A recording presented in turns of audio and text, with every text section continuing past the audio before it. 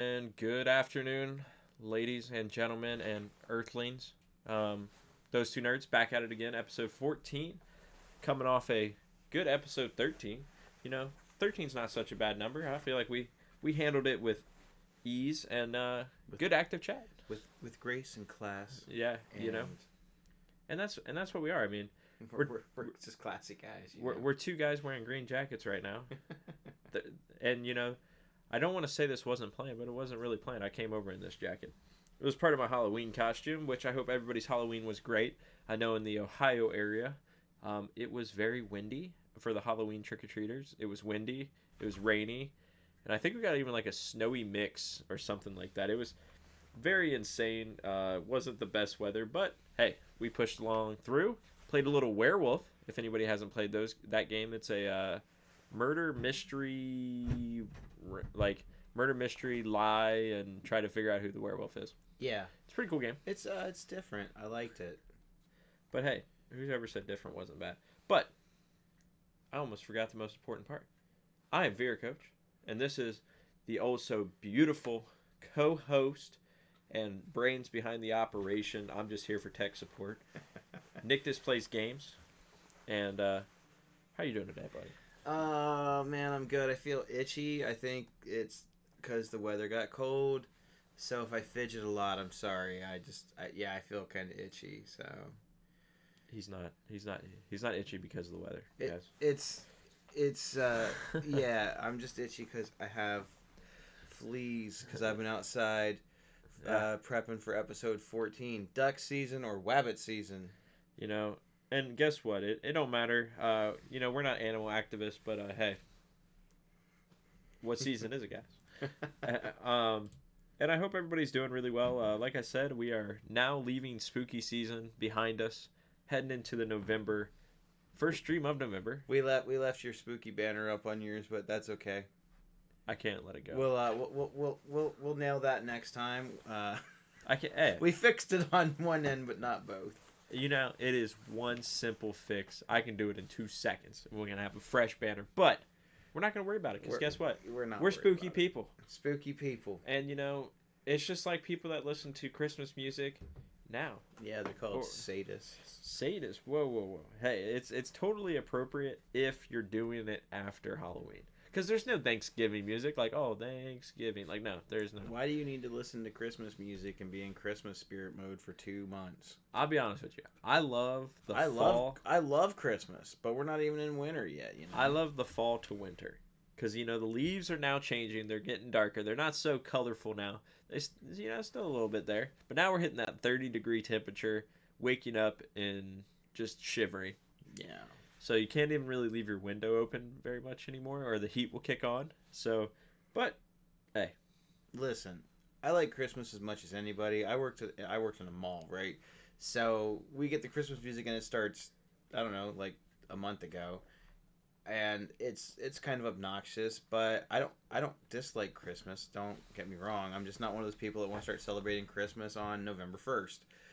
I just got done being spooky. I'm not ready to be holy yet, and I've done my devilish things. I'm just, it's just I'm not ready yet. Yeah. So give me some more time to celebrate Thanksgiving, and then after Thanksgiving, I'm like, if you want to ho ho ho and Merry Christmas, and that's cool. I got no problem with that. Yeah. But when people are kind of like too anxious to get in there, you guys are part of the problem with why retail stores start putting Christmas stuff out in June.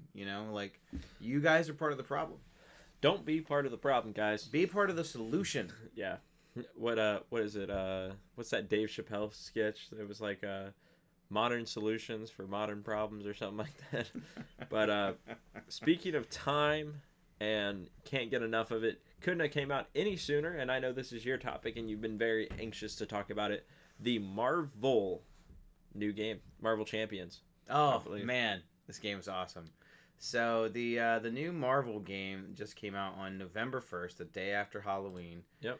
I wasn't even sure exactly when it was going to come out because Fantasy Flight is pretty terrible about giving you set in stone dates for when their stuff is actually coming out. Yeah. So I happen to just be going up to the local game store, Guard Tower. For anybody in Ohio, go check those guys out. They have tons of cool board games, card games, whatever. Nice people too.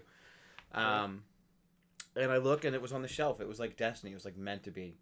I was in the store not even 30 seconds, found the box, walked around for another like 20 minutes, but didn't buy anything else and walked out. That's how it goes. Way of the road. So, in Marvel Champions is a living card game. It's not a collectible card game like Magic or whatnot. And I've had a chance over the last couple of days. I actually almost did an unboxing, and I almost did a like review video of it. But I figured that I could just kind of summarize it here instead of like devoting an hour of my life to doing that, because there was a bunch of other people that had already done it. By a bunch, I mean I only found like 2 videos online. Then you got to be a part of it, man. You got to. I think you do an unboxing. I really do. I mean, I know you've already unboxed it. I might do it for the character packs as they come out, because it's a lot less cards. So what is a living card game? They have mechanics and stuff similar to other like trading card games. The difference is that you don't have to buy packs of cards, and you don't get random stuff in those packs. Yeah. Everything's fixed. It's you buy one thing, you get all the cards. Yeah. So I was a little bit skeptical because the box, the core box set, which is the picture that's on the screen right now, it is kind of pricey. It was about $60. I mean, but the way I got to look at it is, I mean, if it's going to be $60, that's what a new game is. So. It is, but when I open up the box, because the box is actually a pretty good size, I was disappointed with how little there actually was in the box. Now, there is a lot, don't get me wrong, there's a lot of content in the box. The core set, which you're going to want one if you're playing, or talk your friend into splitting the cost with it or whatever. Yep. You might be able to pick them up cheaper on Amazon, but the retail is $59.99, so just be prepared. Like, that's just what's going to cost if this even sounds remotely interesting. So there's 5 heroes in the core set that you can play. The game is complete and total co-op. You play against an automated deck, scenarios against different supervillains, and they have their own plot scheme or whatever. And it's very, very unique. All the heroes feel very different. I was a little bit disappointed that some of the other big main superhero guys weren't in the box. Well, that's how they get you. That's how they get you, right? That's how they sell, man. That's how they sell those character packs. So it comes with Spider-Man, Black Panther, Iron Man. So those are like the 3 that most people will be like, yeah, I know those guys. And then it comes with She-Hulk. And I cannot remember the other character at all. She-Hulk and Captain Marvel, who you love. Movie sucks, guys. I just want to say, anybody that's just now tuning into this episode, or this is the first time you ever checking out Those Two Nerds, I have a deep hatred for the Marvel Captain Marvel movie. I think it sucked. I think it was the worst movie they've made. Like, I don't know. It just felt like I was getting yanked into a death trap. It was terrible. But kind of speaking of Marvel and stuff like that, kind of a little question to start out the day for all you viewers at home. What is your favorite Marvel character? And I want to see how many people we get for Thanos. I feel like a lot of people would probably pick him. And maybe not Thanos, but Josh Brolin. So, I ended up playing the Champions card game. I've played it solo. I've played it with 2 players. I've played it with 3 players. It allows you to play up to 4 players. And it feels good. Like, the game feels good. It has a resource system like Magic, but different. You really can't not have the right kinds of resources, which is nice. There's a lot of card drawing. You end up seeing all the cards in your deck if you play through, so it's not like you have a couple of cards that you can only have like 1 in your whole deck. I promise you'll see them. You burn through your deck pretty fast.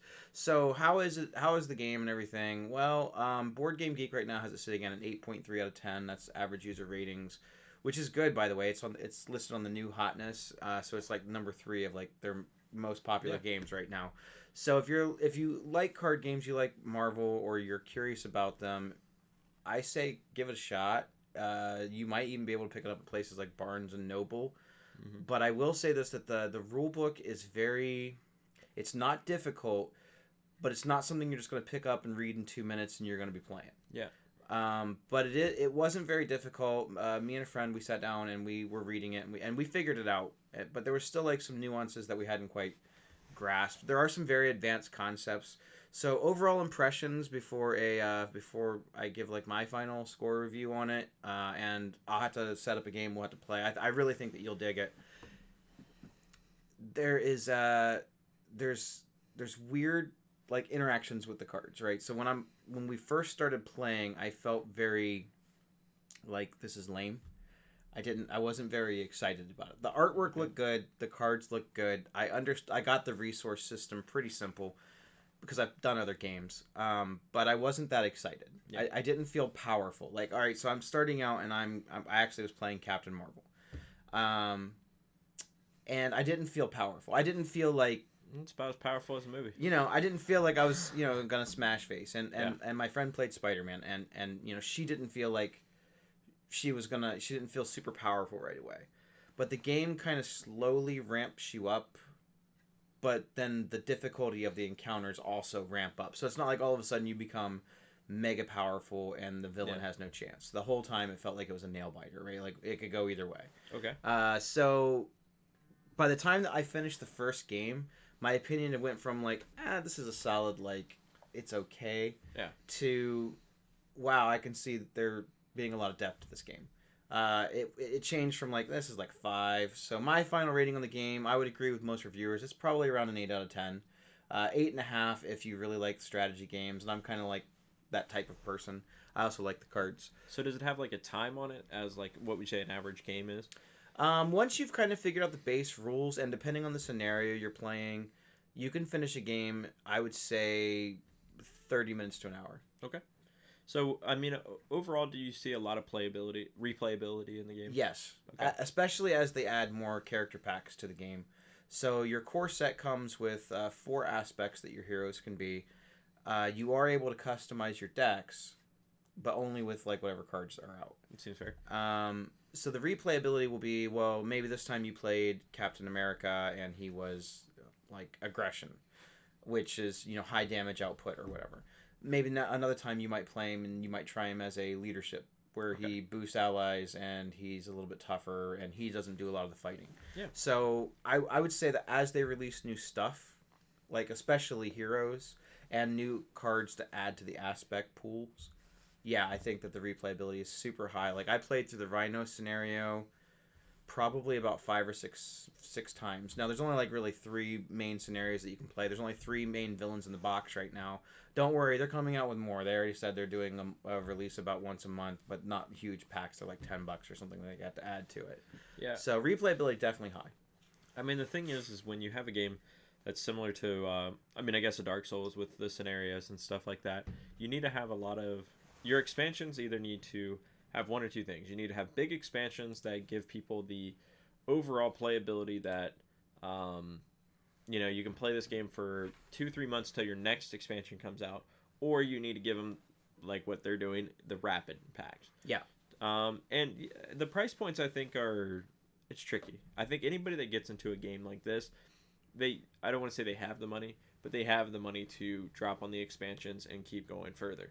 Oh, I agree. And that's part of what you have to do. You have to, as a board game fanatic, and not even really, just to get into a board game itself, because there's a ton out there. A lot of people just think board games like Monopoly and Life. No, this is an actual game that like sit down and play with friends every weekend or something like that. So I could see groups of friends playing this and maybe each person owning their own core set. Yeah. The nice thing about it is, unlike a lot of other living card games that they've done, is you have to sometimes buy multiple core sets before you get the whole thing. Yeah. This you didn't have to. You buy one core set, and right out of that box, you have enough stuff that you can play with 4 players. Now, you are limited to your aspects. So if you get the box and you play with your friends, like, this game is really cool, they'll probably end up picking up their own core set. They were also very clever in how they're doing the packs. So when you get the Captain America pack, you're like, great, this is awesome. I don't have any more aspect cards. No, the deck is actually a full playable deck. And if you don't want to play with that deck anymore, you can take the aspect cards out and put them in. And then you've expanded your options for that. So, I like the replayability. It's very cool. Some of the future things that they've talked about and their scenario packs are I think the first scenario pack they've announced was Green Goblin. and it looked complicated. It looked like it had like 3 or 4 things to it, and it was a little bit of a longer game. Maybe you don't play the whole thing the first night or whatever. And then they've even talked about these big box campaign expansions, which are going to cost a little bit more, but probably have a lot more cards in them. And that's what you can expect. They hinted at things like the Infinity Saga, probably where Thanos is a main villain, and obviously his whole plot and scheme while he's is to assemble all the gems and try to beat you. Is to assemble the easy bake oven and take over the world in a baking challenge. Yeah. So I think things like that are kind of neat, and there've been like a lot of big crisis things in comics throughout. I don't know, the history of comics. I could see them doing things with like Magneto and the X-Men at some point, maybe doing a whole box set for those guys. Yeah. So if you're hesitant, or maybe your favorite hero is not out yet, wait. Or if you have a group of friends who are already kind of playing and you're like, well, I don't really care about Spider-Man or whoever, wait for one of the hero packs to come out. You can buy it, and you can really get into the game for like $10. Okay. So yeah, it's good. I like it. It's a lot of fun, and I like that I don't have to buy booster packs. Yeah, and kind of sticking on this whole Marvel train.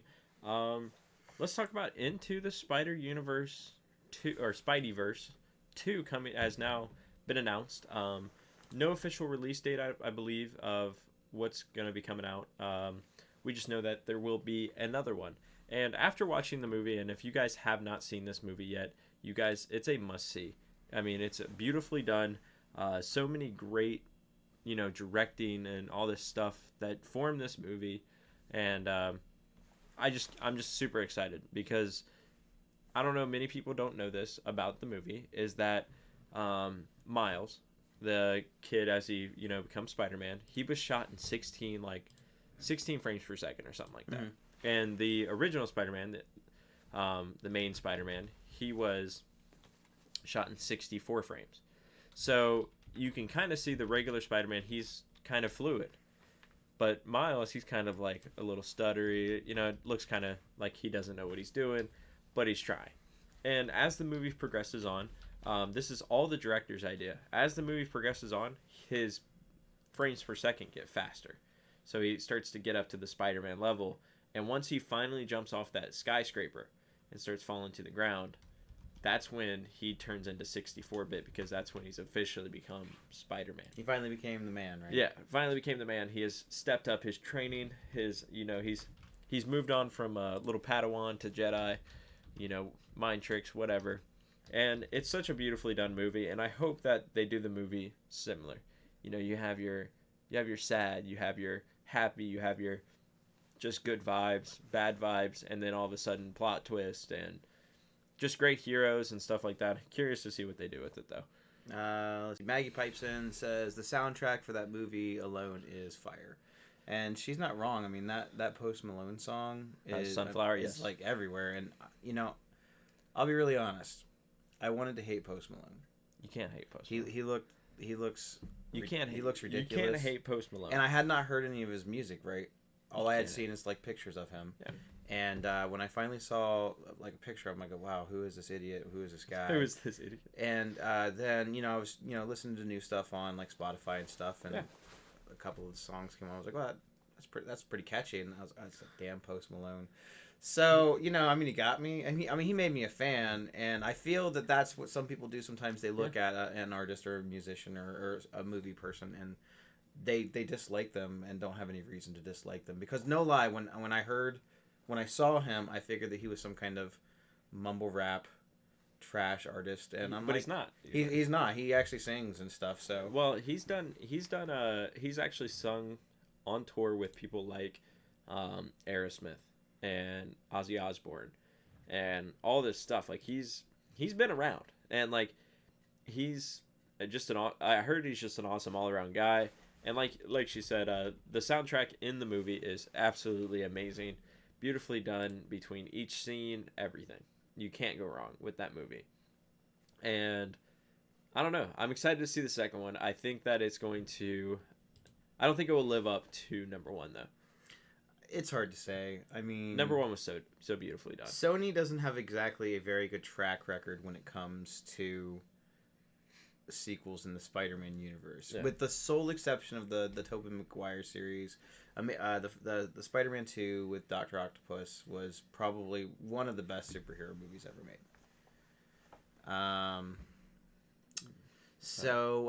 Yeah, I mean, I hope it's good.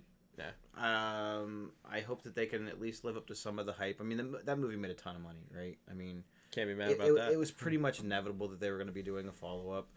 I enjoyed that movie so much more than I thought I was going to. It looked sort of dumb when I saw it. Well, that's what everybody thought. That's what's so great about the movie is that everybody thought this movie was going to not really be bad. They just thought it was a kids movie. They thought it was just a little cartoon kids movie, no big deal. And then all of a sudden, it stole their hearts away after watching. Yeah. So I got a poll up on the Facebook site over here. Who is your favorite Marvel hero? I can only list 4 options. I'm sorry, guys. If you have a character who is not listed, just type it into chat, and I will tally up the votes at the end of the day. So your options on the poll are Spider-Man, Iron Man, Captain America, or Thor. So and just right away, who do you think is going to win?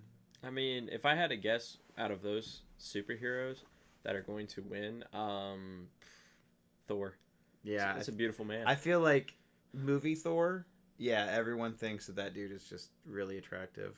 Even with his beer gut. Yeah, every girl. He had his dad bod, and people were like, "Oh, he's so hot." I can change him. Thanks for the like, Gary. Thanks for the like, Hillary. I saw you guys pop on. I appreciate it. It looks like Terry is, or at some point watching. Trudy is on. She waved. Tony is on. Thank you guys for stopping by. I really appreciate it. And then, I mean, Thor probably will win, but also Iron Man has a little bit in his corner because, you know, I Love You 3000, you know, the whole death thing kind of got him a little bit of a slight advantage. Like, completely erasing the Infinity War and Endgame, what was your favorite Marvel movie? Favorite Marvel movie? From the cinematic universe, not like going back to the old I think ones. Captain America, just overall, just because Captain America... beautifully done movies. I mean, it sets up everything, in all honesty. That or the X-Men movies. I love the X-Men movies just growing up as a kid. So Captain America, like Winter Soldier, and just the first Avenger. Yeah, I mean, you know, the X-Men movies aren't really considered part of the cinematic, but I enjoyed them. Even the ones that they didn't say were that good, I still enjoyed them. Yeah. Are you excited to see what Disney is going to do with their newly acquired Fox properties? More specifically with the X-Men, the Fantastic Four, and Deadpool. I think you're gonna see a lot. It's Wabbit season. It sure is. Gary says it's Wabbit season, y'all. Yeah. But I think they're gonna do a lot. I mean, they're gonna try to milk it as much as they can. I mean, why wouldn't you? Especially with X-Men, we might see cross-plays more into movies, more ideas for movies that involve X-Men. Because that's the thing. How bad do we want to see an X-Men with Deadpool? Super bad. Yeah. But I mean, I don't mind Deadpool popping up, but I feel like Deadpool still needs to kind of belong in his own little section of the Marvel Cinematic Universe. Well, yeah, don't break something that's not broken. Like it's not broke at all. Like it's going to be tricky putting him in, right? Because he is very satirical. But honestly, when the Deadpool character first came out in comics, he wasn't satirical. Yeah. He was a little bit more of a serious character. And I like how they transitioned his character. Oh, for sure. But how cool would it have been? Okay, so you've got, like, Infinity War and Endgame, and then at the end, like, after they win, how funny would it have been if Deadpool showed up like, hey, guys, I'm here to help, but, like, they already won. Yeah. You know, like, that's the kind of things I feel that they can do for these little cameos when he's not in a solo film. Or, you know, him just coming back and, you know, killing himself or... everything else, but it also opens up the possibilities, some of the alternate timeline storylines, especially now that they have included the idea of the multiverse. Yeah, and there are rumors that the Sony stuff may eventually be incorporated into it because they want to keep. Is this gonna be like crossplay? They want to keep Spider-Man in the Marvel Cinematic Universe. It would be stupid for them to not want to keep they're making the most money. Popular character in Marvel Comics in. Well, especially because all the Spider-Man movies that came out before, and no hate towards Tobey Maguire and his Spider-Man, or even is it Amazing Spider-Man or whatever it was. Yeah, I mean Andrew Garfield, I felt did fine. They did fine, but they did fine. No, I mean Andrew Garfield was just too damn old to play Peter Parker as a teenager, and I I felt the same way about Tobey Maguire, but I felt like they captured different aspects of Peter Parker throughout Spider-Man history. Tobey Maguire looked like a 30-year-old in high school. He was like a 30-year-old in high school, but that's fine.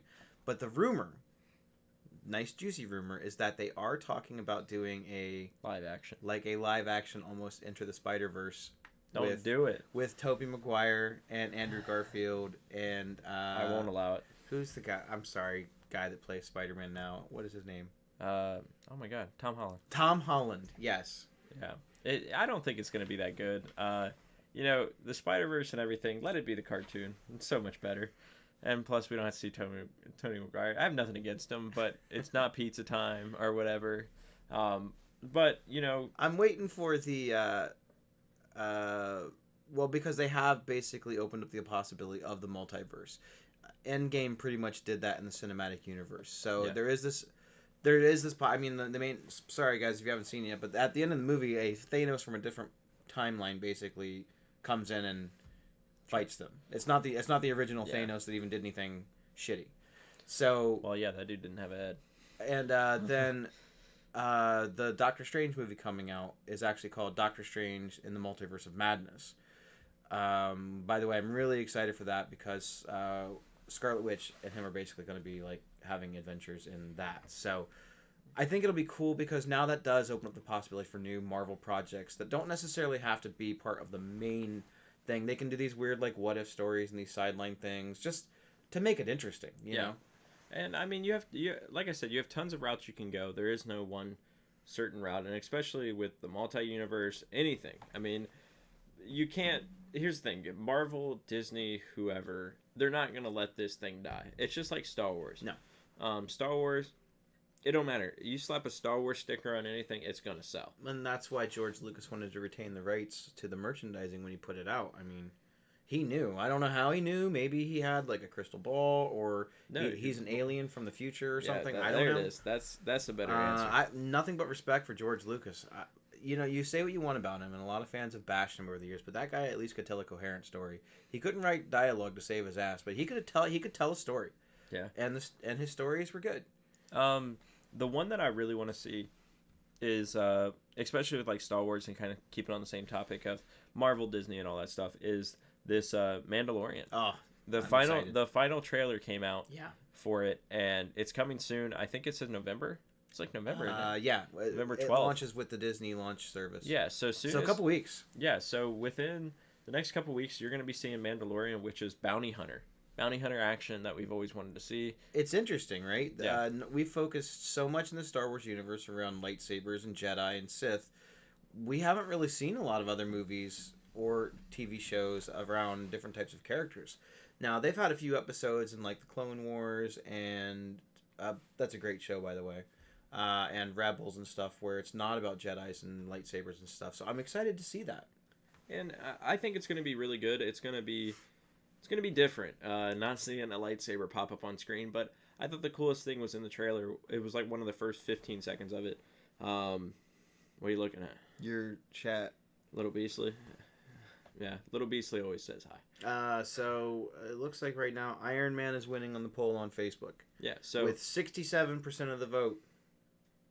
Man, Spider-Man didn't even get no love. Yeah, but kind of back.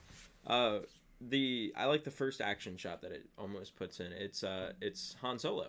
It's Han Solo in the I can't remember what it's called when he's like cemented, pretty much. The carbonite. I don't think it's actually Han Solo. I think it because this film actually or this series takes place, I want to say between episode 3 and 4, or no, I'm sorry, that I am wrong. It takes place after Return of the Jedi, but before The Force Awakens. So that already happened. But they were showing that the bounty hunters started using the carbonite to like when they go to get a guy, like they put him in the carbonite and take it to wherever they're going. Because if you notice in the thing, there were several like carbonite. Hey, I'll put it this way: if you put somebody in some carbonite, you got yourself like they ain't going nowhere. I thought originally that the robot that they show in a lot of the scenes it was IG-88. It's actually not. It's IG-11, I think is what they call it, which is the same model. So you're sad. I am a little bit sad because I was excited to see IG-88 and the aspect and persona, but now that I'm thinking about it, I actually think that IG-88 was destroyed by then. which is sad. But it would have been cool to see the because IG-88 is like a consciousness, and his consciousness is in like multiple robots. Yeah. So I think that would have been kind of neat to see. Well, but it looks cool. What'd you think about the also the final trailer for Star Wars? More excited about it now than I was. Did you tear up a little bit when C-3PO was getting that like whatever thing done in his brain, and it was like, what's wrong, C-3PO? This is my last time I see my friends. Yeah, I mean, with the red eyes. It's emotional. I don't think that's going to be the last time that we see C-3PO and. Well, I was R2. I was laughing a little bit because a meme got posted. It was everywhere, because C-3PO has those red eyes, and it was like this last time I see my friends before I kill them, and like he pops up a lightsaber and just cuts them off. So let's see. Jason pops in and says all IGs are the same AI. I believe all the IG-88s are the same AI. I think the model of the IG robot is not the same AI. Now maybe in the extended universe, I'm not sure. I'm not sure how Disney has changed the canon, and I'm sure that they will probably.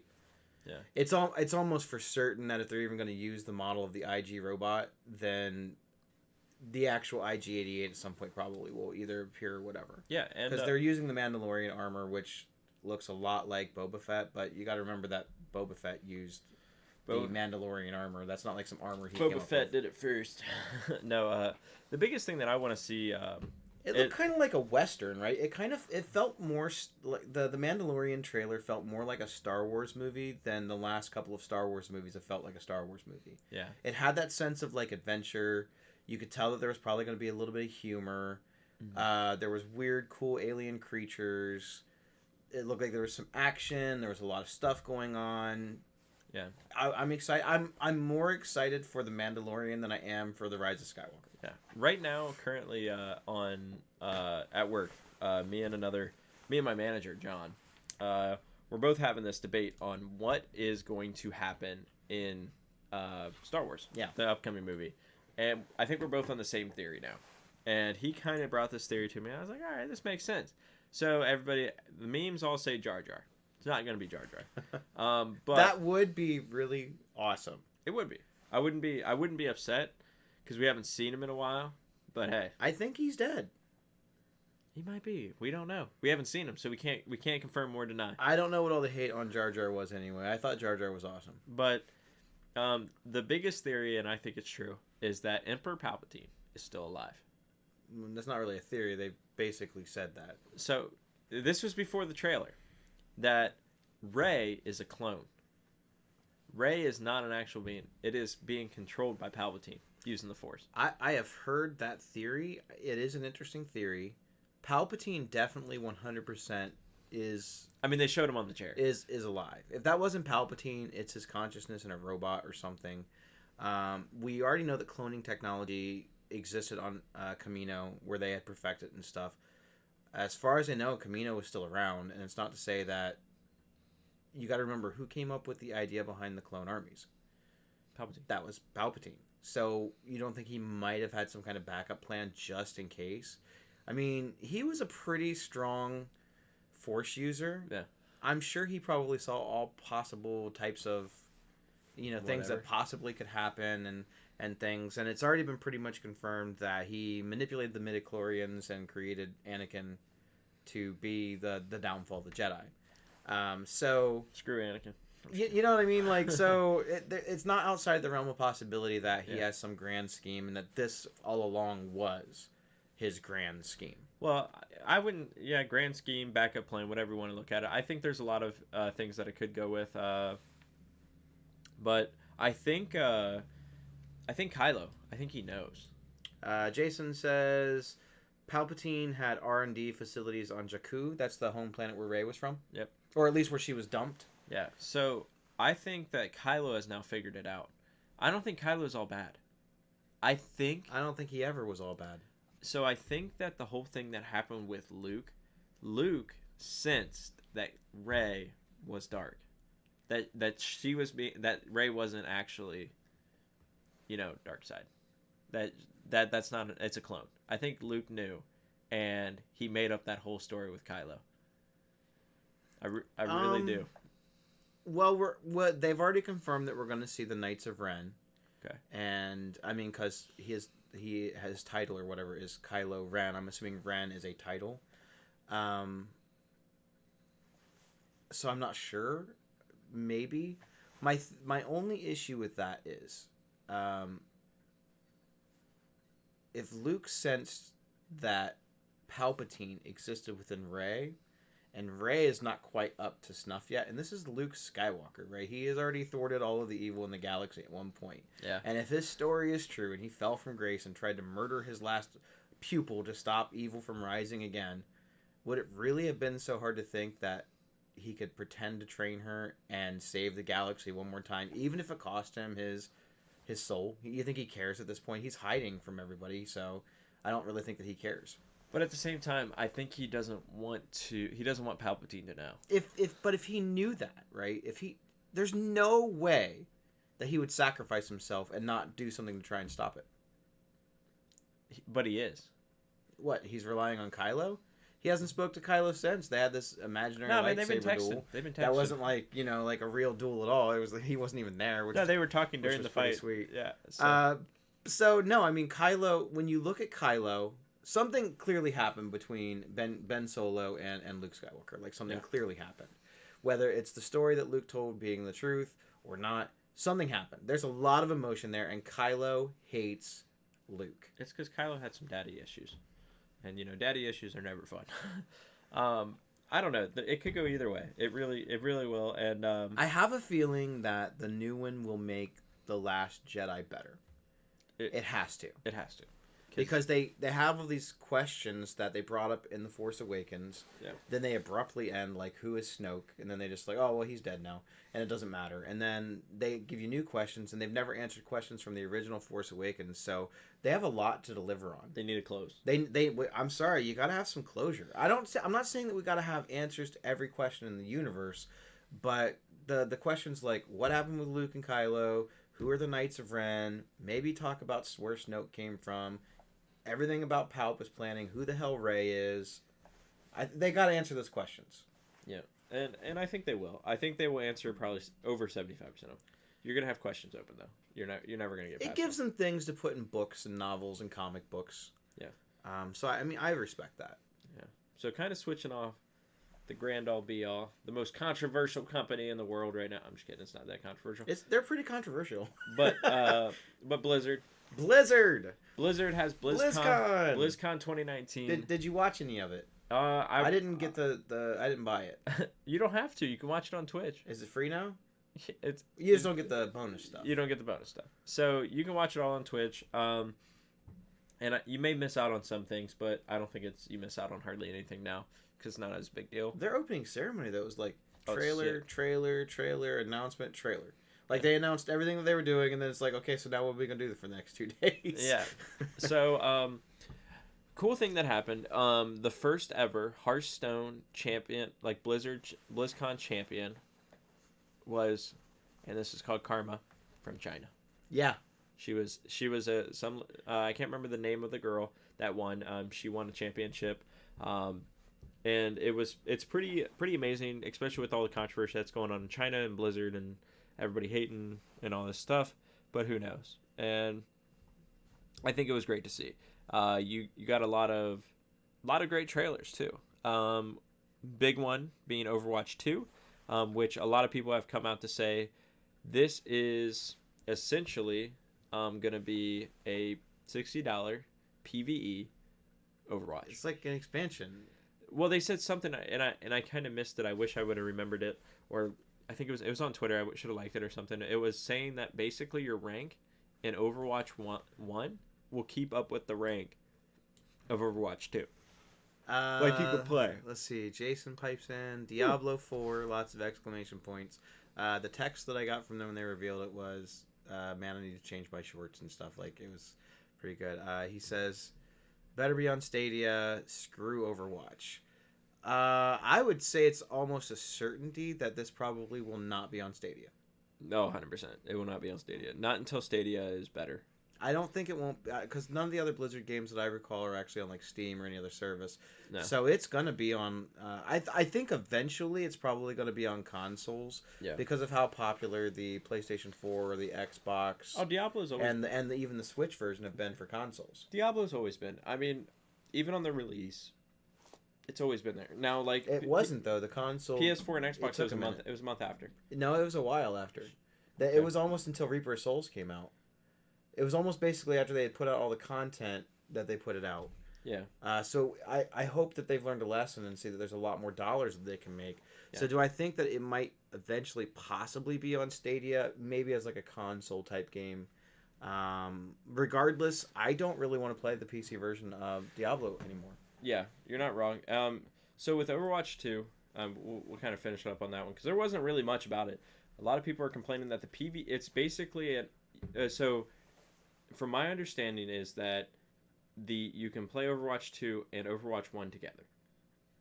That makes sense. So it's basically an expansion. It's an expansion for $60. And it kind of, a lot of people are upset about it but then again, I mean, how can you be upset? You're not getting the full length of the game. But it was kind of poorly explained. I will say that. They didn't really give you a lot of depth on what's going on with Overwatch or anything like that. They just basically said same characters, maybe some new ones, new content, and some PvE. Yeah, I mean, it was like the worst kept secret that Blizzard had. Yeah. But they did such a... I feel like they did such a poor job, I don't know, explaining it or even going into any kind of detail about it. Yeah. That... people, I think they had more questions than answers. Now, I do think that at the BlizzCon, they did end up talking about it. Yeah. In more detail, maybe even having a demo or something. So, yep. I don't know. I'm not a huge Overwatch player. Actually, I downright loathe the game. Yeah. I just reinstalled it on my PS4 and I don't like it. I'm not good at it. It's I'll put it this way. It is comparative. It's very toxic. It's a very toxic game. And the thing is people can change characters at any time. So there's no punishment. Right. Now they have added like active queuing where like, oh, I'm queuing up as a main tank. This is my role. I play this. And I don't know. It's just a very toxic game. It's one of the hardest games to climb in, close to League, Dota, and stuff like that. I don't know. I'm curious to learn more about it. Like I said, I only watched the trailer and kind of bits and pieces of what's been on the internet. But, kind of a brief pause before we start about the Lord and Savior Diablo 4. I just want to give a big shout out to One True Villain, MS. Yo, nerds. How you doing today? What up? Yeah, we are nerding it up today, as per usual. Which, we're sitting at a big whopping 10 viewers on Twitch right now. A few viewers popping in and out of your stream. Yeah, I've got pretty consistent bouncing around between 4 and 6. Yeah, so good day so far. It's been a good day. Anyone that's on the Twitch site over here, we have a poll going as far as who's your favorite Marvel hero. Yep. On our thing over here, on Facebook side, and right now Iron Man is winning that vote, and we'll take a mental tally of all the other votes. So pop in your votes. Who you like? Who's your favorite Marvel hero? Yep. Since you can't be on Facebook, drop it in the Twitch chat. Yeah. Or come to Facebook, find me on there, and do your vote, and then go back to Twitch. Yeah. Whatever you got to do. But we're doing really well. We're right now talking currently about Blizzard and the Diablo 4, the game of my childhood, coming back for one more time, and who knows how many more times. But one more time. We knew it was eventual, right? They've gotten to the point where on Diablo 3 there's just not much more that they can do. No, there's not. They weren't going to add any more story expansions. They've already expanded. I mean, the seasons are great. The seasons are very cool. They're very neat, but they're kind of started reusing some of the same ideas. Yeah. Diablo 3 is still going to be a great game. I mean, people still play Diablo 2. People still play Diablo 1. So it's not like all of a sudden, I hate Diablo 3. I'm never going to play that again. I doubt that. I feel like you still will. So what did you think of the gameplay trailer, not the long cinematic? So the gameplay trailer, it looked like they added a few new aspects, such as like being able to jump from a high ground to a low ground. They've added that was pretty cool. Height, I guess. Height dynamic into the game. Now that may just be a part of where the game where like you can do that, like because when they had the reveal trailer for Diablo 3, there was this really cool thing where they ended up fighting this, and it wasn't even in the game. And everything they showed didn't even exist. Yeah. I don't know. I think they're gonna add a few new dynamics to the game, which you got to. It's the game itself. I mean, you're always gonna have a new thing. Like in the Diablo 3, talent tree was different, so it made all your abilities do something different. Like it had ability and effects of the ability. So I mean, and then you could enhance the abilities for the I forget what they're called, ruins or whatever. Yeah. I liked the skill trees better in Diablo 3 personally. Yeah. The early game of Diablo 2 is awesome, but when you started getting to the late game, unless you had like a really solid game plan about how you wanted to go with your points and stuff, I thought that you fell off. You could waste points, or you get into like the harder levels, and we'll say for example that you are a sorceress and you put all these tree points in ice, and then you get to like one guy in like hell level and he's immune to ice, so you can't kill him, you can't do any damage to him, you can't hurt him even the slightest little bit. So everyone's like, we like that. No, you guys like to smash your face against stuff because that's not fun to me. I don't mind being challenged. Yeah. But I don't want to be punished because I wanted to make my character, do the most damage that I could in one aspect, and then I'm punished for doing that. Do you think they should bring back the settings on how in Diablo 3, where you could set it to, hey, anywhere from normal to like, I think it was a Hell 6 or something like that. Like, you can set it to where you gain more XP the harder the difficulty is. Do you want that back in the game? I'm sure they will. I personally, I didn't like it, because you could literally make a new guy and level him up insanely fast and be with this. Like, you could have a guy that's level 60. You join the level 60, and he puts it on the higher difficulty. And if you just stand near him, you get the same level requirements as him, and you could boost your guys. I'm okay with that though. And the reason that it doesn't bother me is because how long does it take to level up a character? If you start from scratch, even if you are skilled at the game, and you know the best ways to grind it out and stuff, like your dad, for example, like that, he levels that game faster than anyone I know, and it still takes him several hours to get there.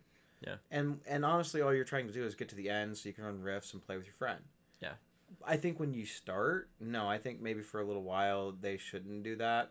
Have it or to maybe where have it turned off. Well, I was gonna say, have it to where it used to be, where you used to go through nightmare, hell, and all that stuff. Go through all three of the things, and once you've completed all three, you get that extra thing. Now, obviously, once the game's been out for a year or two, because I think that it took them almost a year before they announced seasons into the game where you could do the rifts and get the better loot, and they gave you that window. It was just, I don't know. I'm of the unpopular opinion though on a game like Diablo. If looking at Diablo 3, I'm not talking about Diablo 2 because they are similar games, but they're very different. I feel that if you've leveled at least a couple of characters, I'm not saying all of them, but at least a couple up to the max level, or you've hit a certain number of hours that you've put into the game, I don't think you should have to redo that. If you want to, you have the option. Yeah.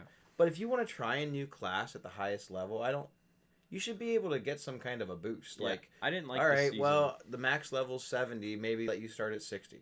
Yeah. On another character. Well, correct me if I'm wrong. Now, the seasons, you had to, every time a new season came out, you had to rebeat the game. Not the story. I thought you had to rebeat the story. No, you start at level 1 on the seasons, and then they had these like missions or whatever, and when you did certain ones, you did certain achievements, you would get these pieces of gear, and that was basically the point of the season, because let's face it, none of us were ever going to be on the leaderboards of the season, because there are some insane Diablo 3 players. Oh my gosh. Insane Diablo 3 players. Yeah. So no, you did not have to beat the story. Okay. You could go jump in right away and start doing rifts and whatever you were capable of doing, or adventure mode.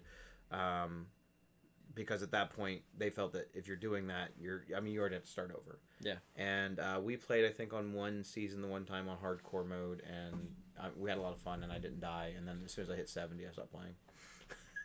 But you've beat the game. I did. You've done it. You've reached the pinnacle. I did on Diablo 3, and I never turned the difficulty down, but I never ramped it up either. So when I started the game on hardcore, I started on the hard difficulty level, and I actually played through the entire game, the entire campaign on hardcore. I'd break and the controller. There was a couple of times that it was not in the early acts. It was Malthael, at the Angel of Death. I almost died on him a couple of times, and I would have been really mad if I had died because I'm on the last boss, and I wasn't even level 70 at that point. I think I was only like level 67 or something. So if I'd have died on that, because it was more of like I just wanted to do it because I'd never done it, and it was a lot of fun. Yeah, and I mean, like I said, I wouldn't be mad if I died at level 10. Took you 5 minutes, you're back. No, actually, your cousin, she plays on the Switch now, and she only plays in hardcore. I'd be so mad. She's like, well, I played this one character for weeks, and then like they died, and then I had to start over. She said she was pretty mad. So Couldn't play games that way. But I would it's be stressful, so right? Oh, I would have too much stress in my lifetime. But I think it's cool that there is that game mode in there because that's very Fire Emblem, right? So there's a game mode in Fire Emblem where basically your character dies, you don't get him back anymore. And I like that, but it's scary, and I'm not brave enough to do that. Well, that's Darkest Dungeon for you. Darkest Dungeon, you guys die, you'd lose them. So back on the Diablo 4 or whatever, it looks like the Barbarian is in. Barbarian, The Paladin, Sorceress is in. Paladin. Probably the Paladin, and definitely the Druid. They brought the Druid back, like out of nowhere. Now we're doing Werebear form, and I'm really excited for that. Druid was so good in Diablo 2. He was so fun in Diablo 2. Yeah, and the Necromancer too. The Necromancer in Diablo 2, and that's what I feel like. I calling it now. Bookmark it on the stream right now. 2020 BlizzCon. They're going to announce Diablo 2 remastered. All right, you guys heard it here first. His bold prediction for BlizzCon 2020 is Diablo 2 remastered. Yeah. If they fix the tree in that game, I'll pick it up in a heartbeat. Diablo 2 is amazing. Diablo 2, best game. My problem with Diablo 2 has always been the leveling tree. I didn't like it. You got punished in the later levels. Even though they've tried to fix it, to me, I don't have fun. With updated graphics, the actual map layouts on some of those were beautiful. Oh, they're so good. They actually were random. Oh, they were. Whereas this is random-ish. It's close. It's pretty random, but old school Diablo 2 and Diablo 1 was random. I was gonna say you'd be running around for hours just trying to find an objective that you're trying to find. Random. Yeah. So. They improved the overall scenarios and stuff. I think in Diablo 3, they learned a lot between 2 and 3, and I can only assume that they've learned more. They had what, like 10 years to improve? Yeah, I mean, I can only assume that they've learned more. It looks like the game is a much darker tone, so it feels like it's going to be more back to the old Diablo roots. I'm curious to see how the skill trees work, if they're going to be similar to Diablo 2, or if they're going to be more like the ones in Diablo 3, or some kind of mix. Because now you have to remember that there's a whole bunch of new players who their first Diablo experience was Diablo 3. Yeah. And that's what they're used to. So you can't change the formula too much, but you can make it prettier. And you can make it more evil. Who knows? Werebear all the way. That's the first character I'm playing. All right, Team Werebear. Kind of moving on to a game that is already out and currently really moving up the ladders. As usual, I mean, it's no shock. Call of Duty Modern Warfare. I know you don't really get into this game as much as me, but it is out. It is about, and I think this is the second week it's been out, and I will put it to you this way. People are loving this game. People are coming back because S&D is one of the most popular titles in this game.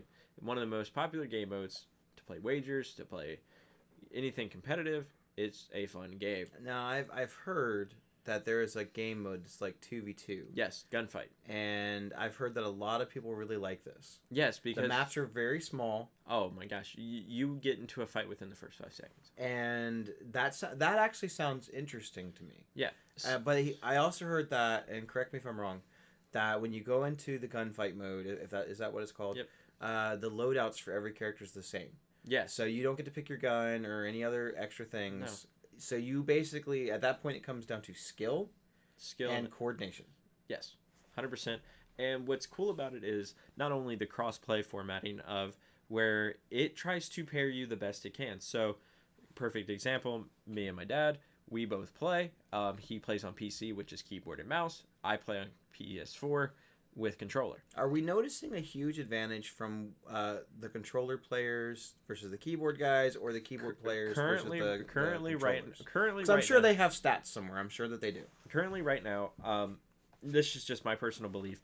Competitive side is played on console. So I feel like players are going to be better than the PC players.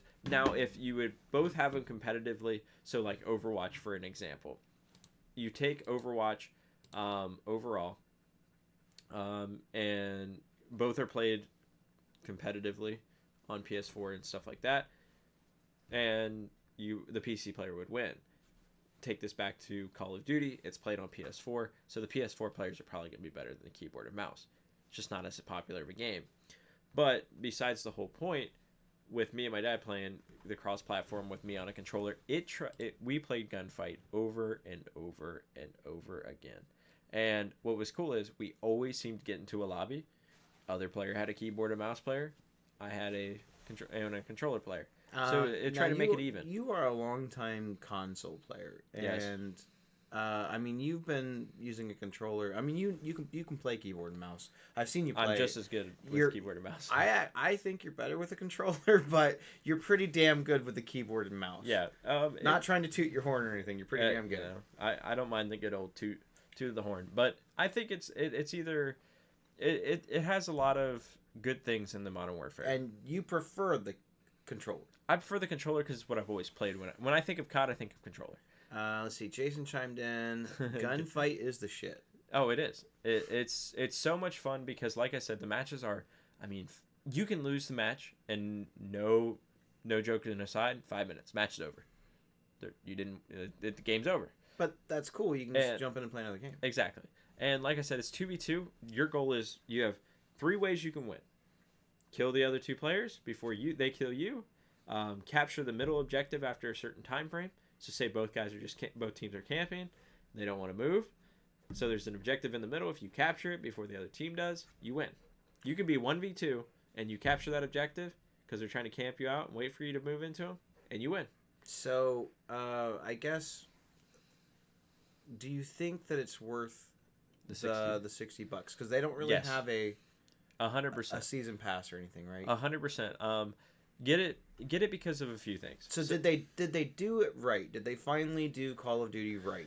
This is a step in the right direction. Okay. After a few failed titles, nothing against the past ones, they just weren't as good. They didn't feel very fun to grind. Just kind of bad. And I'm not going to lie, pubs right now in this game are very toxic because they are very camper heavy. There's problems with the footsteps to where you get the strict advantage sitting in a corner literally listening for footsteps. But a lot of these little tiny things could be fixed with future patches.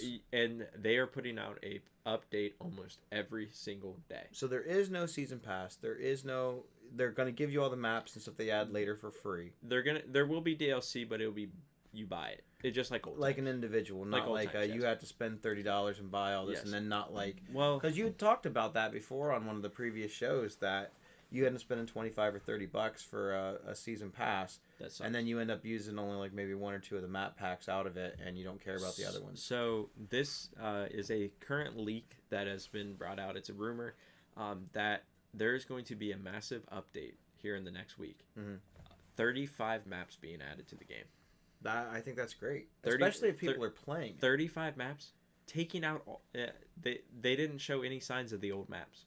So they're changing all the maps in the game to like old ones. Well, some older ones. That's cool, right? I mean, it's very cool because right now there's only like, I don't know, probably 10 maps. They're about to overhaul. They're going to have like triple the maps. Now this is just a. Jason chimes in. There are no maps or guns in DLC. Yep. So it seems like everything. Is it mostly cosmetic? They've already announced they will have loot. They will have loot boxes, but the loot boxes will get you cool gear. Nothing that gives you a strict advantage. It just makes your guy look cooler. It just makes you look prettier. Yep. I don't have a problem with the game company wanting to sell you extra stuff that doesn't do anything. Sell you cosmetics. So if you have a helmet, right, and your helmet does whatever, it gives you +1 something. I don't care. If you want one that looks like a night vision thing, and you want to pay $2 for it, that's fine. But if my helmet does the same thing, and I didn't have to pay for mine, I earned mine in the game, that doesn't bother me. Yeah, and like I said, it's not going to be completely, you have to pay money. There's going to be tons of ways to get it out of random crates that you get throughout just playing and stuff like that. There's free options. So you're saying you feel that Blizzard Activision did a good job with Call of Duty as far as this version of the game. Minor tweaks aside as far as balance issues and stuff, but overall the game is enjoyable. What I like about it is it's competitive. So you got a lot of the competitive scene back. You've now went to franchising with competitive, so that's awesome to watch. It worked really well for Overwatch, League, Dota, all those. The other thing is you have gunfight. You have a battlefield. Literally, you have a battlefield game mode in the game. So it's like a free-for-all 40 versus 40 or whatever. It's like 64 people in a lobby. Okay. On a humongous map. You have helicopters. You have tanks. You have ATVs. It's literally battlefield in the game. There's rumored right now with the whole map packs, Battle Royale getting dropped. I don't know why they wouldn't. That's kind of a big deal. It did wonders. Gaming. It did wonders for Call of Duty and the past COD. I mean, it was most streamed. So, what would you give the game an overall rating on a 10-point scale? As it sits right now, not the future. As it sits right now, bugs is not really bugs, just simple fixes that they need to do. It's a 9. It's a solid 9. Solid 9. One of the better Call of Duty titles. Yes, 100%. Do you know anything about the stats? I mean, I know you're not an expert, but I know you read a lot about it. Did you hear which version of the game sold the best so far? Whether it was the PlayStation, Xbox, or PC? PlayStation sells better just because... in general? In general, just because that's where competitive is at. Okay. So it's going to sell better. So did they say that their sales went up as a result of this cross-play? Or were they about the same? I didn't really see anything, but I could imagine so because of the fact that, my buddy plays on PC, I play on here, you add my Activision ID, we play together. There's no... it doesn't matter if you play on Xbox or whatever. We play together. I really want to... Because I'm not a Fortnite person. That's not my game. I do really want to give a shout-out to Epic Games for really trying to push this whole cross-platform. And then I want to give another shout-out to the fans of these games saying, hey, we want to play with our friends on whatever system that they're on. And now there are more games that do that. And the first time that I experienced a true cross-platform play game was with Dauntless. Mm-hmm. I'm not sure why my thing just closed down my thing there, but Dauntless was super fun. Yeah. Being able to, because I played on my PC and another of my friends played on the PS4, and we were being paired up with people on Xbox and wherever, and it was fun. The game was just fun. Yeah. So I can only imagine, me, no offense to Dauntless or any, I don't consider that a AAA game. No. It's a free to play. It's a good game. It's a fine game. But now we've got this AAA game that finally did it. And besides Fortnite, I don't really consider Fortnite a AAA game though. It didn't cost anything. It's free to play. It didn't. So you can consider. I'm not talking about reviews. I'm just talking about a big star-studded, amazing, gigantic release. Now, if they repackaged Fortnite, it would be. It would be a AAA game at this point because it actually has, followers and fans, and I want to see more of it. I want to see them do that. I want to see them do more of that. Yeah, a big company right now that is, really testing the market, and I mean, give them 2 years. Give them 2 years right now. You are going to see Riot Games come out of nowhere.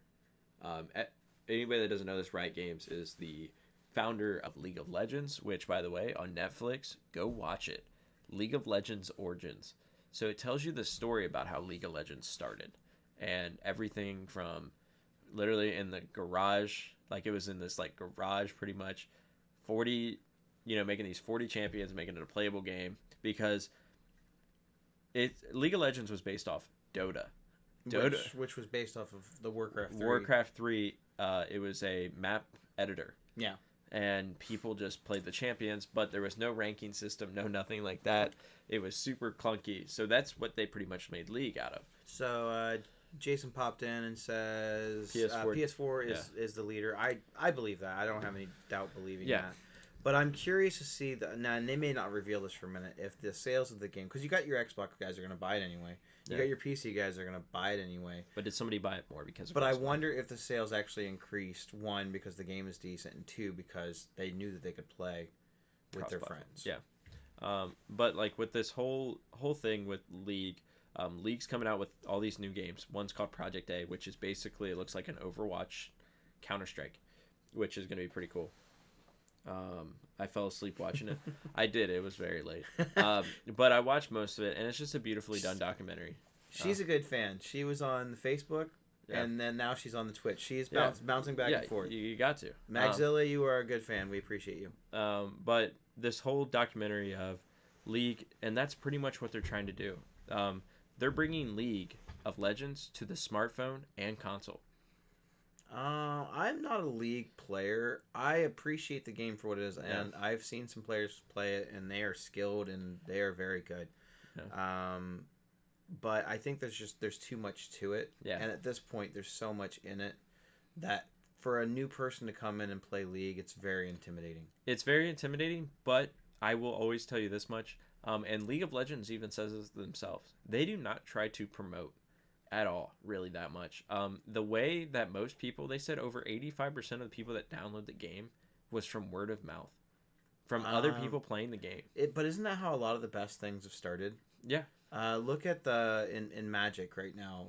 Going a little bit off the rails. I won't steer too far. Magic released a whole bunch of data saying that they thought that most people learned how to play Magic playing the standard format. And now they have a whole bunch of new data stating that most people honestly learn how to play Magic by playing Commander. Yeah. Because Commander is the most popular and most played format in all of Magic. And it didn't used to be.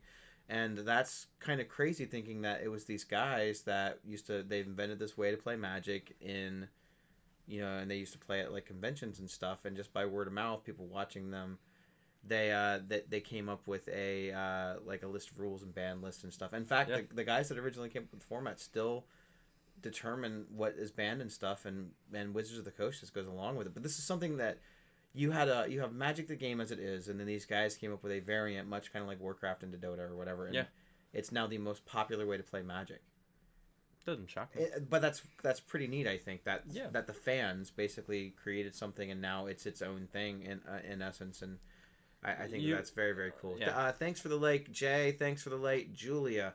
If you have not popped in on the vote thing, because we're going to be wrapping up here probably in the next 20 minutes or so for the Marvel Heroes, because we have actually gone over an hour, and I feel like we have had a lot to talk about because this has been one hell of a week. It's been a good week overall. And like I said with League, Riot Games, because they're not going to be just called League of Legends really anymore. It's going to be Riot Games.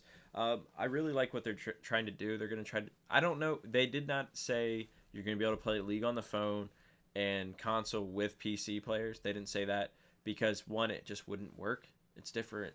Like, mouse clicking and stuff like that. Sure. It's different. So, now you may be able to do it, but it's going to have its own rank system, for each. So, if you play on phone, because it's supposed to be sped up League of Legends. So, 15-minute games, 10-minute games, very fast. Instead of PC, where it's 30 to 40 minutes sometimes, and sometimes even an hour. Games just literally just go on forever. I feel pretty good right now because we have more participants in the poll this week than we did last week.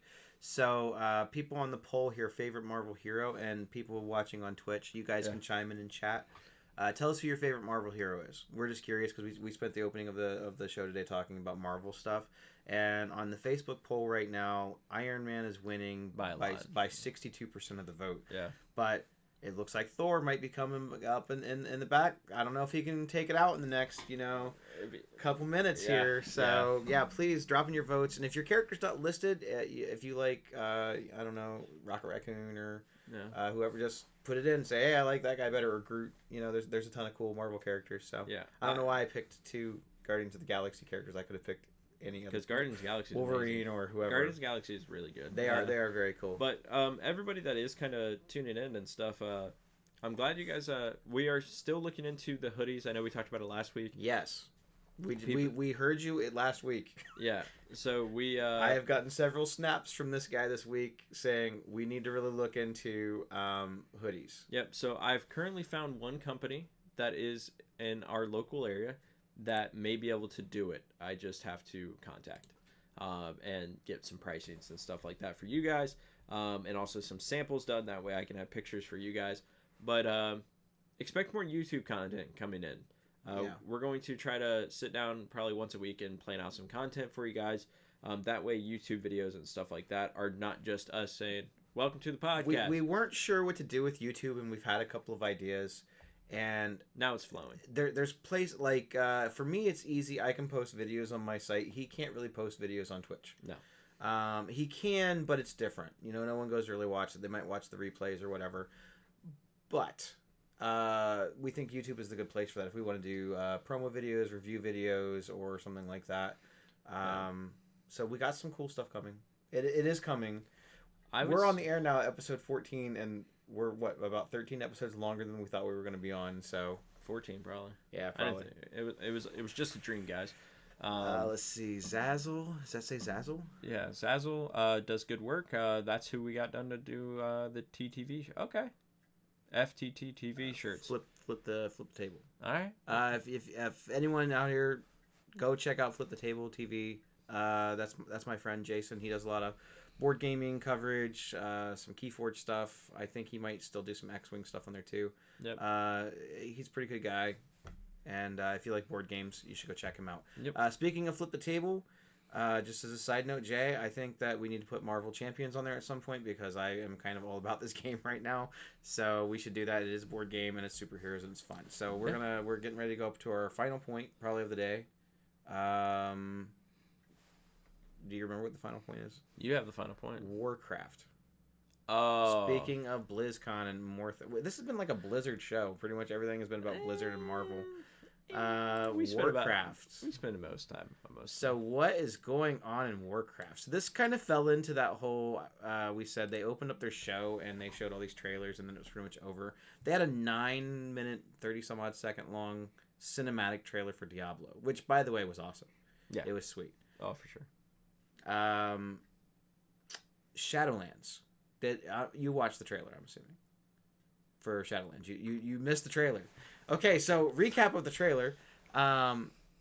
Sylvanas shows up in Ice Crown. Nude. No. Okay. And the current Lich King Bolvar, and her get in this fight, and she basically kicks his ass, and then takes his helmet, puts it on. Everyone thought that's what she's gonna do. She doesn't. She actually breaks the helmet. So now the Scourge are able to run wild, and she basically opens up a rift into, I guess, the afterlife or the equivalent of the afterlife, and that's going to be the new game. That's going to be the new expansion. Is that so cool? They announced new zones. I heard rumors of a new class. I'm not sure what type of class. Let it die. And level cap. Warcraft's awesome. So they did say that there's going to be a new thing with the level cap. So probably a new level cap. Sort of. They're actually doing what's known as a level squish. So they said in the pre-patch before this goes out, and I found this interesting, they're going to be taking all the current level 120 characters and reducing their level to 50. Which I'm assuming is going to squish all your stats and everything. That's what they said is going to basically. So they're going to try to turn it into a classic WoW experience. Sort of. You're the new max level until Shadowlands come out is going to be level 50. Okay. I'm not sure how the gear and everything. I don't know how all that's going to work, but they said that that's pretty much what's going to happen. And in the expansion, when it comes out, the new level cap will be 60. Okay. They said that the logic and reasoning behind this was that it's very intimidating for new players, and they're not wrong, to go, well, I have to get from level 1 to 120. So if they had to do another expansion, it's like, now I got to get from level 1 to 130. And the story doesn't make a lot of sense. So in the new way that you're going to get to play is when you start a level 1 character, the max level will now be 60, but you choose the expansion that you want to play in. So if you want to level up in Wrath of the Lich King, you can go from level 1 to the max level in just Wrath of the Lich King and only experience that solid single story. What? That's what they said. What are they doing? Like, what? You only leveled there for like 10 levels. But you'll experience the full story of Wrath of the Lich King. I've lost. You got me. I'm done with Warcraft. He said, I'm done. I'm out. Do I think that this is a good thing? I don't know. I think that if they come up with a more streamlined way instead of having bounce around from different expansions, it might be better. Sorry, for new players. My friend is leveling up in Burning Crusade. I can't play with him because I got to defeat the Lich. I'm sure that you probably can bounce. I got to defeat the Lich King. Sorry. Well, and that's the thing too. What's going to happen to the raid content? They haven't said, but it would be cool if at the end of the expansion you get to go, like if you're in Cataclysm, you get to go fight, Deathwing. but make it as hard as it was when it wasn't. I don't. I mean, that'd be cool. I'd rather it be that way, but I really don't know.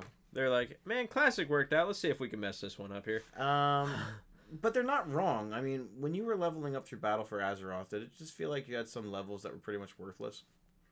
Like, you didn't feel like you really gained anything, right? You didn't really but you didn't get a talent. Here's the thing. You didn't really increase anything. When you're a new player, even an old player, when you were grinding from literally 1 to 120, every time you hear that ding, that's why I stopped playing Classic. But I wasn't hearing the ding as often as I should. Right? And I like the ding. I like the ding. Okay, first 50 levels, it's like ding, ding, ding, ding, ding, and you just never feel like it never stopped dinging. They said that the leveling experience should take less time. One, because you don't have to gain as many damn levels. Two, you don't need as much experience to go from level to level now. I'm curious to see if they actually can pull it off and make it interesting. And I don't disagree with them. I felt like there were levels from like 90 to 120 where you basically nothing happens. You're just gaining a few more hit points. You might get a few new base stats, but you're not getting a talent. No more abilities. You're not getting a spell. You're not getting anything new. So it's like, why have that in there? Like, why even have those levels in there? So, and I didn't play Panda, right? I didn't play Mists of Pandaria, and you said that the story was cool. Mist? Yeah. Mist was a storytelling. Yeah. It was just story. And I think that it would be fun to go back into Mists of Pandaria and be able to level from 1 to 16, experience the whole story, and actually have a story and be done with it. Because we've played all the expansions, right? Like, I don't really care about Classic and all that. But I feel like you lose the story. You do, but you how lose the annoying story is with it? the new players. But how annoying is it that you hit level 60, then you got to go to Burning Crusade stuff. You hang out there for like 10 levels. You don't get to... I grinded that for a reason. But you don't get to experience the whole thing while you're out there. No, then you're running off to Wrath of the Lich King. You level way too fast. So I if they streamline it and make it better, I also want... I mean, if they do it, I want the option, like you said, if your friend is in Burning Crusade and you're playing over in Lich King, that you should be able to say, okay, I want to go over to the Burning Crusade story now. Here's the question. And I think this would be better. My theory. So you have Classic, you have Burning Crusade, Wrath of the Lich King, Cataclysm, Mist of Pandaria. Obviously, you have Legion, you have Warlords, and you have the last one, Battle for Azeroth. Yeah. So you have those eight expansions. Could be more. Could be missing one. You make them play through it for those 10 levels, almost. Why? So your first 10 levels. Burning Crusade content. Not Burning Crusade. But that's pretty much what Classic. It is now, and you won't get the full experience. I don't know. You won't even be able to make it through an entire zone. And you remember how big the zones are in Burning Crusade? I don't like it. I'm curious if they'll give you more background story and stuff. I need more information. I'm just curious to see what it does. If it does streamline the experience, because we've experienced all that. We've played it all. I don't need to go... I know what happened in Wrath of the Lich King. I know what happened in Legion. I didn't even play all of Legion. I know what happened in it. I know what's going on in Battle for Azeroth. I know what happened in Classic. But for a new player, that might be cool. I could see that as being cool. Yeah. And maybe making it interesting for me to want to play a new character. Probably not, but I got bored with Classic. I wonder how many new players will make the wrong thing and be like, oh, Warlord sounds sick. It sucks. Well, they said that they have to... It's weird because they're going to pretty much have to change how the questing and everything works in those zones if they're going to do that. It's going to be so That's going to be such a huge overhaul. Like, that's what I'm trying to say. Like, I mean, your 1 through 5 or 1 through 6, whatever level that may be, it was, okay, well, I got to... we'll do the human area. I'm in Northshire Valley. Okay, 1 through 5. And then I'm going to go to Goldshire. I'm level 1. Okay, now I gotta go to Goldshire, but I'm still only level 1. I'm curious to see how all the monsters have to change. They will. I mean, no, they'll just make them scaling. They've even said that too. Is that they thought with the level scaling and stuff that it would really help, and it did in the new stuff. But in the old stuff is a jumbled mess. You've got 15 years of game content, and you got to try and get them from point A to point B and touch all of it, and then some of it thematically doesn't even make any sense because you're going to Burning Crusade, which technically now hasn't even happened. I think if you count Legion as being actual and Warlords as Raynor, so it doesn't make sense now. Yeah. So I don't know. I mean, it'll be. It's a cluttered mess. I want to see more about it. Yeah. And they did say that the Death Knights and the Demon Hunters will actually start out at level 10. So they are going to get the same like slight boost in level. Probably because they never were level 1 characters, you know what I mean? So like It's trying to make me angry. It's just weird. Why would we end on this point? It's just weird. And this is, you said that we had to have topics that we weren't going to agree on, and I think we both agree that this is going to be strange. It's going to be terrible. I refuse. Well, I don't know. We pick up pretty much every expansion that comes out for Warcraft, even if we only play it for a couple months. Yeah, we're going to hit max level and then we'll be done. Yeah. But it's all good. So, review time. Let's wrap up the review. Marvel Champions, great game. Marvel Champions, 8.3 out of 10 on Board Game Geek. Yep. Pick it up. It's sweet. It's awesome and fun. You still got time. I'm on 5 viewers on Facebook right now. Get your votes in for your favorite Marvel hero. Yep. Let's see here. What else do we talk about? BlizzCon. BlizzCon's off to a great start. They're still trying to figure out what they're going to talk about today, because they spoiled everything. They showed everything that they had day one. The first female ever to win a championship in Hearthstone. Yeah. Congratulations. I don't know your name, but congratulations. Yep.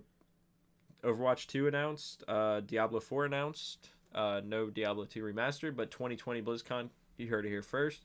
It's getting announced remastered. 6 viewers. Get your votes in, guys. Yeah. Where were you guys at this last hour? We do this all the time. We got favorite Marvel superhero poll today instead of cookies, which, I think it was rigged last week. Just saying. But Call of Duty, constant updates, beautifully done game, brings a lot of the fans back, crossplay, beautiful, everything. And then obviously ending on a bad note with Shadowlands. We don't know how that game's gonna go. It could be. I'll put it this way: it's gonna go one or two ways for me. It's gonna be great, or it's gonna suck. For me, I feel like it's a lot gonna be like Draenor. Yeah, I hated it, but a lot of people liked it. Yep. So, and I think that's pretty much how their expansions go. They try new stuff, and I appreciate it. And it's like, I think psychologically though that's got to be disheartening because you spend all this time playing your character, and there are some people that have played the same character forever, and now all of a sudden you're going to have less levels. You're not, like, you still are the same, but it just how does leveling work? How does leveling work? Because you used to get levels. Oh, I hit 20, so I got execute. I don't know. Sounds wrong. I have no idea how it's actually going to work, so we will keep you posted. Yeah, but that's pretty much it. I think that's it. That was a long one. That was a long one. There was a lot going on this week with BlizzCon and new games coming out. We didn't even touch on Luigi's Mansion. That's all right. I haven't touched it either. So go pick it up, guys. It is awesome. But until next time, those two nerds, back-to-back episodes of great content, great people talking. Great 2 podcasts back-to-back. This upcoming podcast, episode 15, we will have confirmation or update on the hoodies. We just have to make a call. And, we'll get you guys some pricings, maybe some giveaways. Speaking of up-and-coming things, I have had requests from multiple people. If you say anything about my yawning, no, I will flip this chair. No, you're doing better on that. I've had multiple requests of people who want to come on the show. Like, no, I'm not talking relatives. I mean, like, outsiders that they want to come and hang out with us and talk about nerd stuff. They got to be here by 4. And we got to get a third chair. Some of them may be watching now. Who? So how do you feel about that? Do you think that we should have some guest stars every now and then? I'm fine with it. We charge a small royalty fee. We are kind of big. And we like tacos. Yeah, you have to buy us dinner. I've had multiple people actually ask about it, about having. And you have to be able to flow with us. Yeah, I mean, you got. We wing this. We do. We are completely unscripted here. We get here at 15 minutes till, and we're like, hey, what are we talking about today?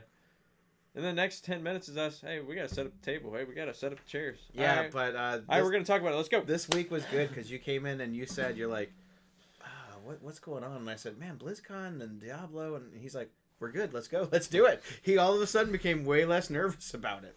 Yeah. But hey. So, We can let some guests on. Who cares? Guest stars. Not a continual thing, not every week, but I'm thinking maybe every now and then. New faces and... So if you want to come and be a guest star on Those Two Nerds... Share this. You have to share... You got to share it. You have to share it and make a good comment about us. I've already been shared by one person who has mentioned that they would like to be on the stream. I don't care. So thank you for that. But yeah, you gotta share it. You gotta come to YouTube, subscribe, do something. You gotta do something to show that you want it. Yeah, and no creepy talks. Unless you come with tacos. No, then you can talk creepy. No creepy talks. But because even your own brother has been like, I want to come on. I'm like, cool. But you gotta earn it. You gotta earn it. So anybody out there watching, if you want to come on, let us know. Got to share this. You got to give us a follow. You got to do something. You got to give us a follow, share us something. That's all we ask. That I feel like that's reasonable. Yeah. Okay. That seems fair. We already got another share, by the way. Nice. Okay. Sounds good. We've made it, guys. Well, we're almost there. We're almost to the top. All I gotta say is good stream, man. This was a good. It was. You know, pretty soon we'll be limousine riding, jet flying. Sounds good. Dripping son of a guns. Yeah. You know? And hey, sounds Rick we didn't even talk about WWE at all. We had that in the backup, you know. I'm so disappointed in us. Last week we came in with 2 topics, and we talked. And we stretched that out for like an hour. And this week we had a ton of topics. We have a ton of topics. Didn't even get to go do them all. We don't even have enough time. But thank you guys all so much for tuning into Those Two Nerds episode 14. See you guys for 15, and until next time, maybe if we can get some callbacks about the hoodies, we might do a giveaway. Yeah, we might. 15. If we can get it. No promises, but they are coming. I like it. Have a good day, guys, and keep watching football, working on homework, doing whatever you got to do for the day. And hey, happy Monday, I guess. Yeah, I gotta go back to work. Boo. Boo. Have a good one, guys. Thank you. Later.